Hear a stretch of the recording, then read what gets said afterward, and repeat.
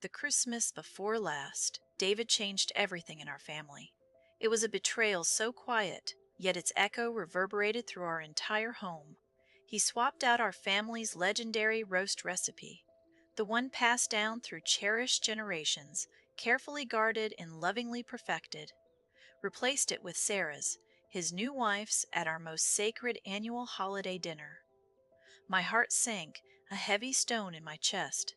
That recipe wasn't just food, you see. It was far more.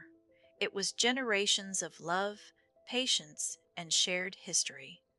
My own mother's mother first mastered it.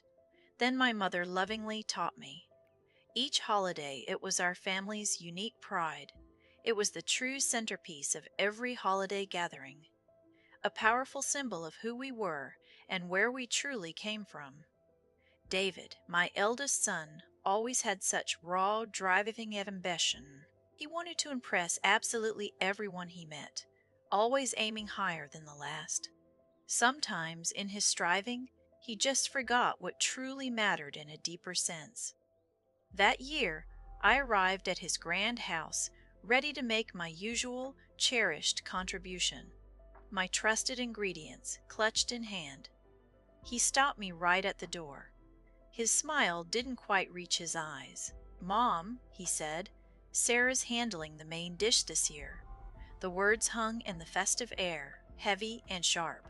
My role, my tradition, suddenly and completely erased from the menu. I sat there later, at the beautifully adorned Christmas dinner table, watching him carve a completely different roast. Sarah's roast, indeed. It was perfectly fine, I suppose, nicely seasoned, cooked well enough for guests. But it wasn't Erse. It didn't taste of generations. The silence from the table felt impossibly heavy to me. A cherished tradition, quietly broken, replaced by something new, unfamiliar, and entirely lacking in soul. My own grandmother, wise and a little fierce in her day, had always warned me with gravitas, "Respect the old ways, child, or the ancestors will surely remember," she would say, her eyes twinkling with a mix of humor and deep conviction. I'd always thought it was just a saying, a fanciful tale to ensure compliance with tradition, nothing more. But within mere months of that very Christmas, David's new business venture started faltering. Small, insidious things at first. A crucial contract lost here. A key employee abruptly leaving there. He merely shrugged them off, dismissing them as mere bad luck. Soon the small losses turned into much bigger ones. His grand, ambitious plans began to slowly unravel at the seams. His pride, once his greatest strength, now became a heavy, impenetrable burden, an invisible wall around his heart. It kept him from asking for help, from anyone. Even from me, his own mother, who would have literally done anything. Sarah, always so confident and perfectly poised, began to look visibly strained. Her perfect facade was definitely cracking. The shine from that Christmas dinner, the one where her roast took center stage, was slowly, painfully fading from her face. Their seemingly perfect life, built on ambition and appearances, was slowly but surely cracking under the relentless pressure. I watched, quietly. I offered gentle advice. He brusquely brushed it off. I offered comfort. He always skillfully deflected it. That dish, the one he so carelessly replaced that Christmas, felt like a silent marker, a clear turning point for their fragile fate. Then came the devastating call. David's business was truly on the absolute brink of total collapse.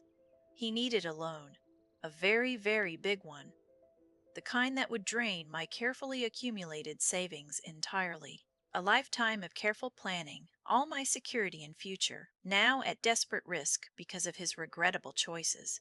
He finally visited me, not for money this time, but just to genuinely talk. He looked truly hollow, utterly defeated.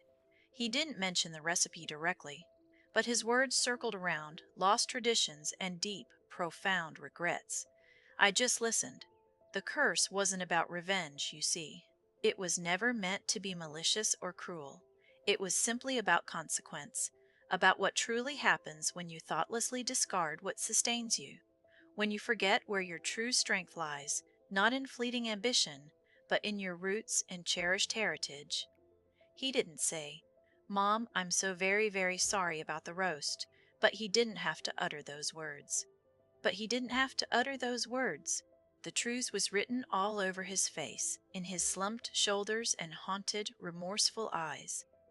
He'd lost more than mere money. He'd lost a piece of himself, and perhaps some self-respect in the painful process. He learned his lesson, perhaps, not from my spoken words, but from the universe's quiet, insistent reminder. Some things, like a precious family recipe, are simply irreplaceable.